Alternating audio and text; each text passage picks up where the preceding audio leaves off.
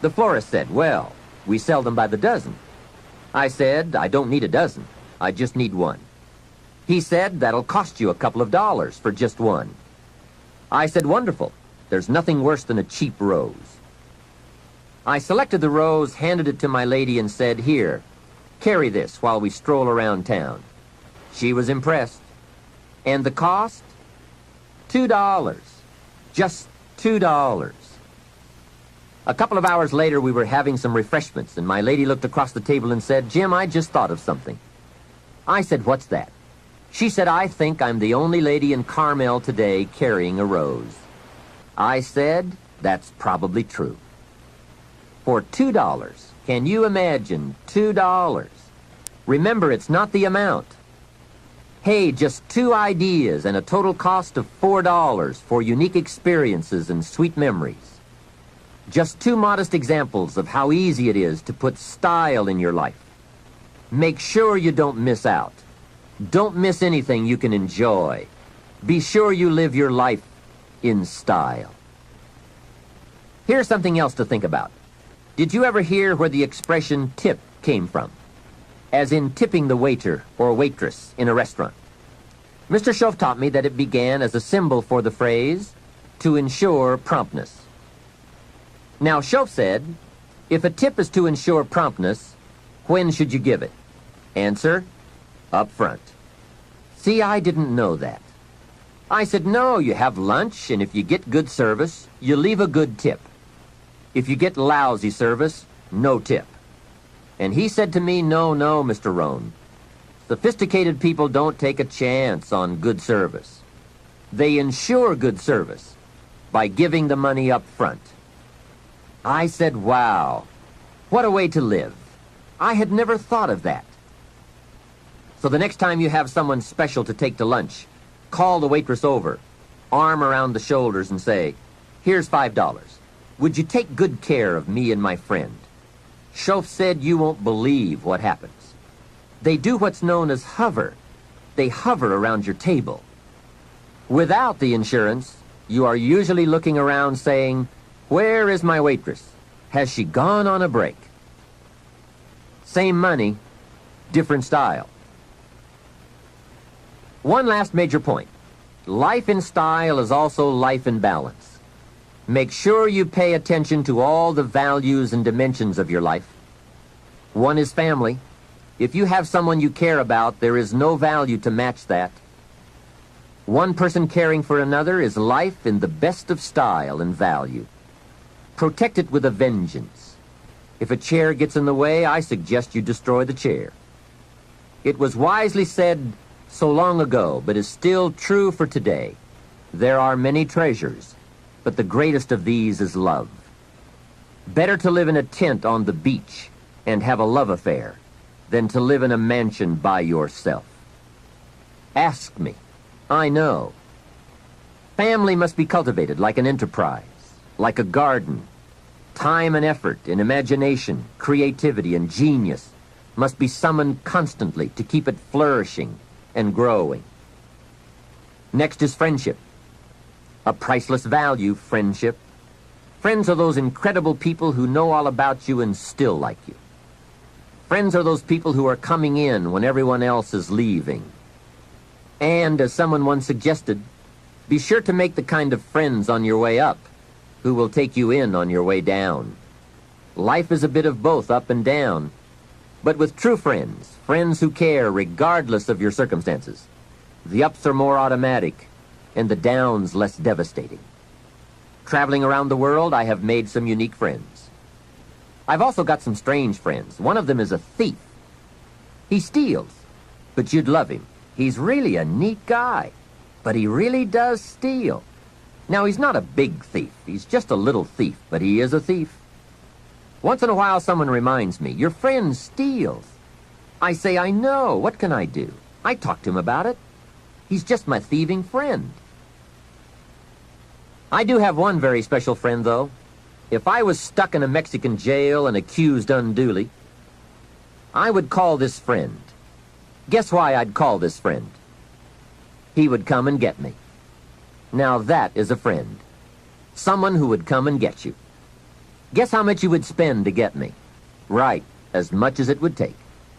Guess how long you would try to get me out? You're right, as long as it would take.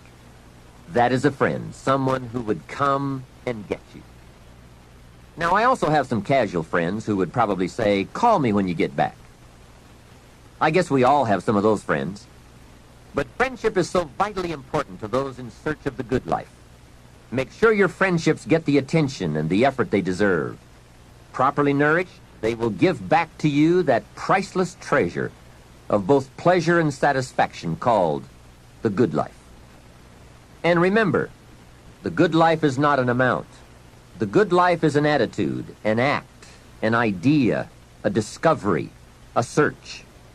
The good life comes from lifestyle that is fully developed, regardless of your bank account, so that it provides you with a constant sense of joy in living and fuels the fires of commitment to all of the disciplines and fundamentals that make life worthwhile. What is wealth without character? Industry without art? Quantity without quality? Enterprise without satisfaction? Possessions without joy?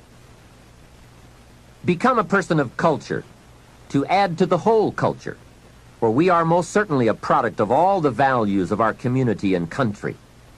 Become that person of unusual substance that brings an added measure of genius to the whole, so that our children and the children of many will be the beneficiaries of the treasure. There are three major parts to life change. First is knowledge, second is emotion, and third is action. When all three come together in a unique way, we call that the day that turns your life around. Hopefully, from all that you have heard in this album, it has added to your knowledge a blend of your experience, the experience of others, and now my experience. I hope I have brought you some wealth of knowledge. Now, here's the next important part, and that's emotions. Human emotions are powerful. They are so powerful that any one of them can have a dramatic effect on your life in a single day. However, make this careful note. Emotions are tricky. They can go either way on you. Emotions can build or destroy, weaken or strengthen, make or break. It all depends on how you use them. We call civilization the intelligent management of human emotion. That's it. The power, given an intelligent direction and objective, can accomplish spectacular things. The power, the feelings, those surges of heart and soul. What are they? What can they do? Well, here are some. First, disgust. Disgust is a powerful emotion. Disgust says, I have had it. Hey, that could be the day that turns your life around. That's what I said the day that little Girl Scout came to my door. I give her the big lie, she leaves, and I say to myself, I don't want to live like this anymore. I've had it with being broke. I've had it with being embarrassed. And I've had it with lying. What a day. A life-changing day. The day when you've had it. And whether it's something major or something small, the day you can say enough is enough, that could be the life-changing day. The man has finally had it with being a loser. He's had it with mediocrity. He's had it with those awful sick feelings inside, knowing his wife is at the grocery store looking at 2 cans of beans, one marked 69 cents and one marked 67 cents. The man knows his wife is going to buy the 67-cent can, and she doesn't even like the brand. Know why she's going to buy the 67-cent can? To save 2 cents. The man sick inside says, I've had it with being on my knees in the dust looking for pennies. We are not living like this anymore. Look out. That's the day. The I've had it day. The never again day. The enough is enough day.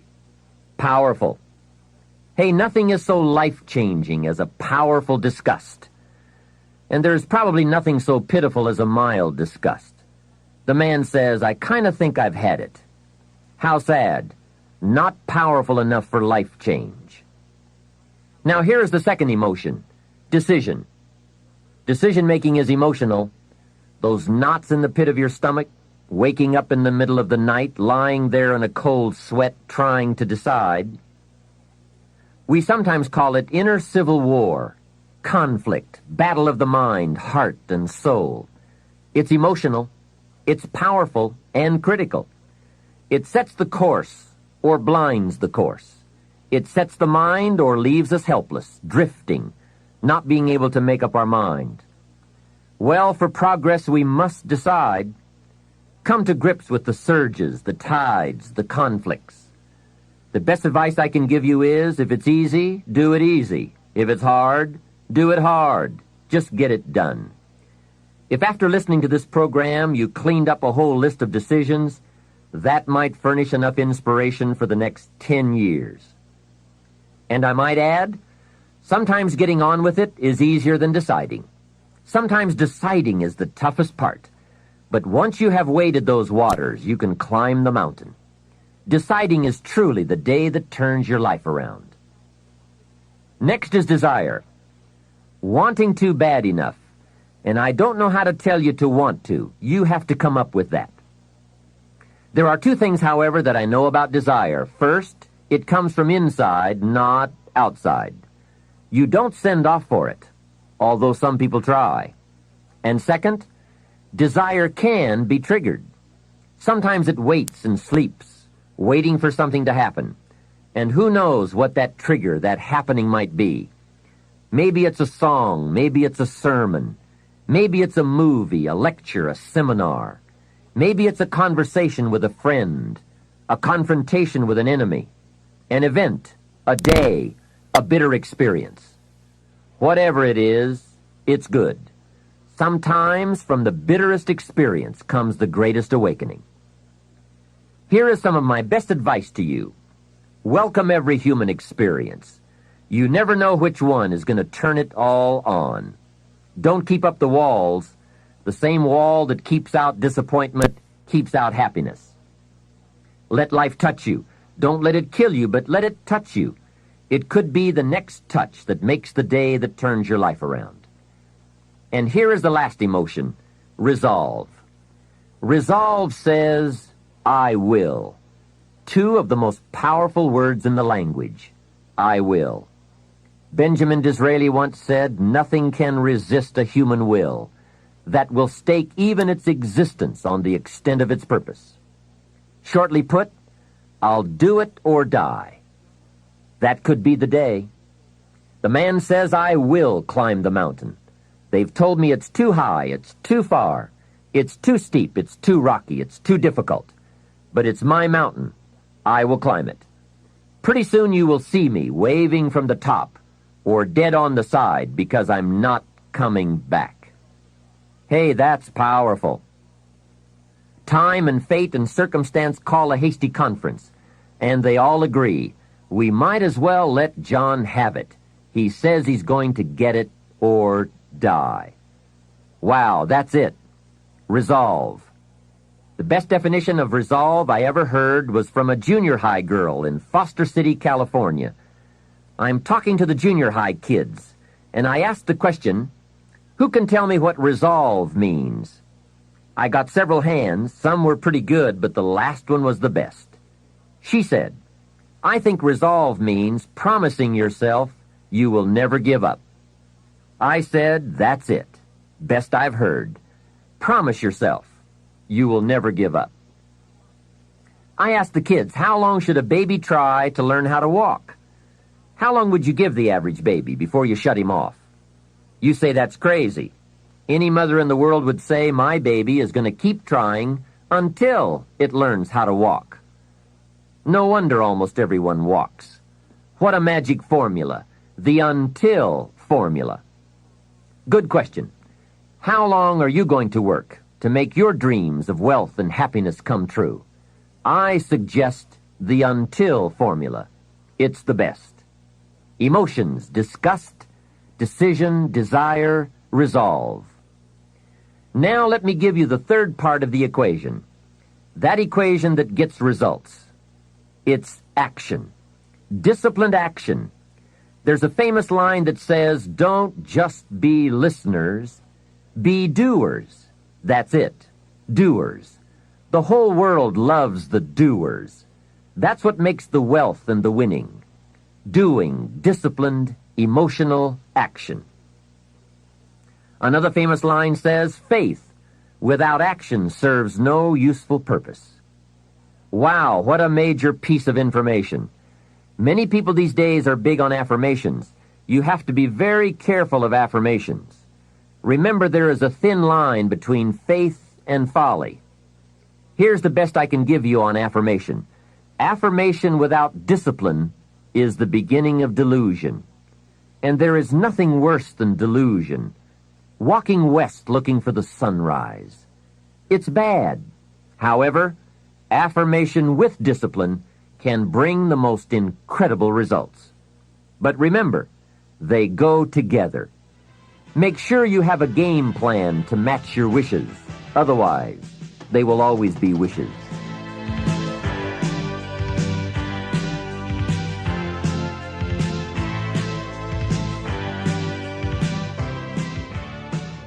Now, in closing, I ask you to consider these 4 questions. I call them questions to ponder. The first question is why? Why should you try? Kids often ask, why? It's a good question. Ask yourself, why get up that early? Why work that hard? Why read that many books? Why make that many friends? Why go that far? Why earn that much? Why give that much away? Why put yourself through all those disciplines? Why is an excellent question. The best answer I know to the question why is the second question to ponder. Why not? What else are you going to do with your life? Why not see how far you can go, how much you can earn, or read, or share? Why not see what you can become, or how far you can go? Why not? You have to stay here until you go. Why not? The third question goes a bit further. Why not you? Some people have done the most incredible things with a limited start. Why not you? Some people do so well they get to see it all. Why not you? Why not you watching the morning mist rise over the mountains of Scotland, soaking up history in London, or exploring the mysteries of Spain? Why not you having lunch in one of those neat little sidewalk cafes in Paris? There's nothing like a stroll through the Palace of Versailles. Someday you must gaze directly at the Mona Lisa. Why not you on a sailing schooner in the Caribbean? 2 weeks there and you lose all your cares. I can show you where to find the most exquisite seashells in Australia. I know where they are. Why not you? Why not you shopping on Fifth Avenue in New York City, staying at the Waldorf, or having sliced roast goose on a bed of apple strudel at Luchow's? Stop off and drink in an Arizona sunset. Take a quiet walk along the beach with that incredible feeling, knowing you are enjoying the result of a disciplined effort. Why not you, with an unusual awareness to the heartbeat of life? Why not you? The last question is the key to action. Why not now? Why postpone your better future any longer? Get at it today. Get some new books, make a new plan, set a new goal. Ask some new questions, lock onto a new resolve, make a new effort, and do it all now. Another thing is to ask for God's help, which may sound a little strange. This is not a religious program. My personal word would be that humans are unique, but we could all use a little extra help. Of course, it's a two-way street. I think God will do His part if we will do our part. During this program, we have talked about our part. There is a story about a man who took a rock pile and in 2 years turned it into a fabulous garden, and people came from everywhere to see it. One day a man came by, saw the garden, and thought it was fabulous, but he wanted to make sure the gardener did not take all the credit. He had this deep feeling inside that a lot of people leave God out. So he toured the garden and had a chance to meet the gardener. When he met him, he shook his hand and said, "Mr. Gardener, you and the good Lord together have made this beautiful garden." The gardener understood his message and his point, so he said, "I think that's true. If it was not for the sunshine and the rain, and the miracle of the seed and the soil and the seasons, there would be no garden at all. But," he said, "you know, you should have seen this place a couple of years ago when God had it all by himself." I think that's true. We do play an important part in this challenge called making all we can out of all we have.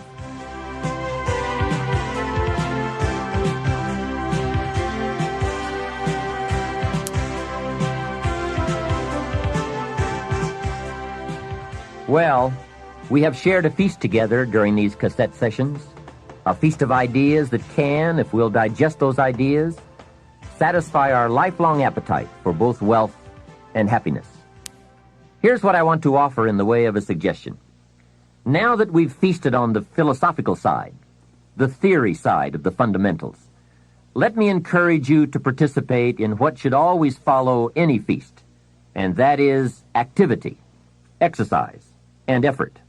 In this case, the active and intense application of all that we've learned and shared together. I want to appeal to you right now to go to work. I appeal to you to review your associations with those people around you. I appeal to you to set your goals, to begin the quest for developing yourself, and to embark on a journey leading to your own financial independence by following a well-defined plan. I appeal to you to enjoy your life as you seek to improve it. I give to you my strong appeal to seek knowledge so that your value to yourself and to others might increase. And finally, I appeal to you to discipline yourself for the control and management of the precious commodity of which we are granted only a limited amount, time. Work on all these areas, but by all means work. It is always easier to think than to do. It is easier to promise than to achieve. It is easier to pretend than to produce. It is easier to plan than to act. I ask you not to do what is easy, but to do what will actually bring you the achievements you seek. Those who enjoy wealth but not happiness, those who are happy but not prosperous, as well as those who are neither happy nor wealthy, seem to ignore some or all of the fundamentals we've discussed.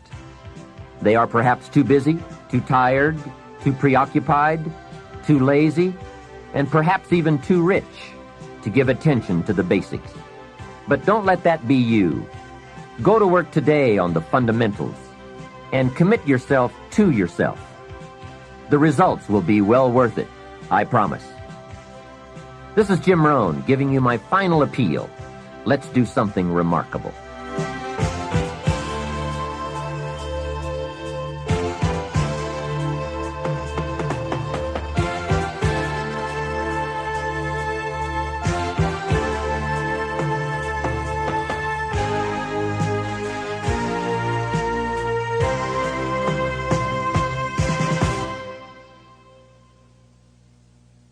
We know you've benefited from this remarkable program, Success Strategies, 7 Keys to Wealth and Happiness.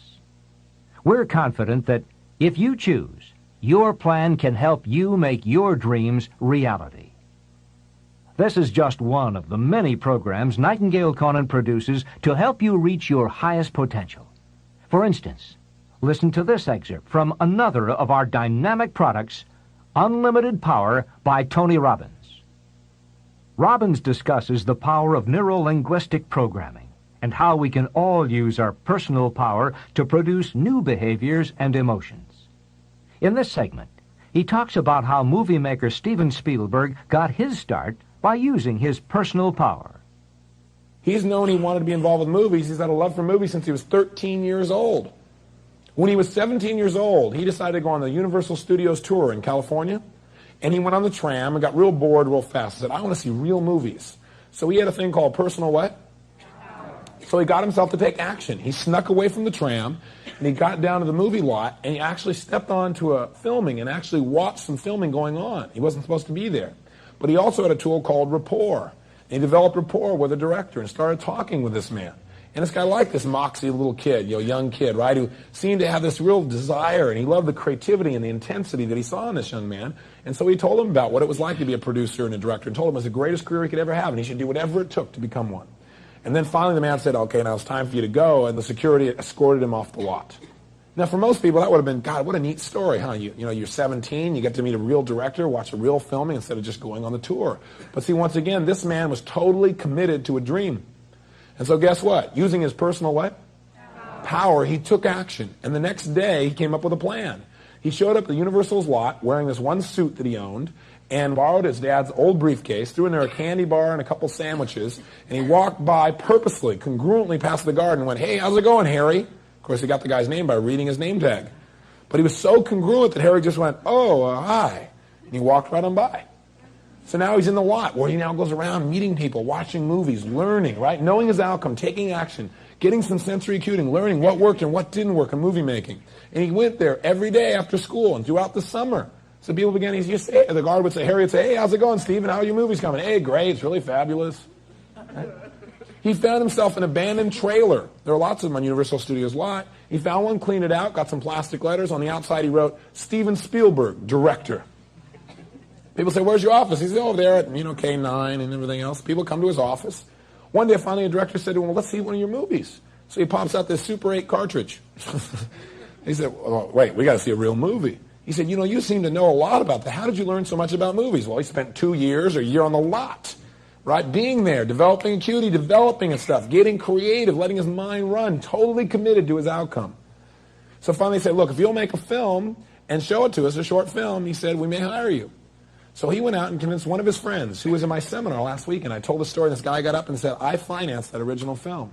It took $10,000, and Steven Spielberg made this little film about a group of teenagers that went from the desert and hitchhiked to California. And this guy financed it. It was amazing. Anyway, bottom line is, he showed up at Universal Studios, and they hired him with a 7-year contract to make television programs. Not bad. Why was he there? Because he had this great gift. His great gift was commitment to an outcome. He'd do whatever it took. And out of his personal power, he took action until he found a way to make it work. That's where the power is. Commitment to practice what is important to you, to do whatever it takes, and not to accept less than you can be. Not to accept results that are less than you deserve or anyone that you support or represent. That's critical. If you'd like more information about unlimited power or any of Nightingale Conant's inspiring audio and video programs, call us toll-free at 1-800-323-5552. Thanks for listening, and come hear us again.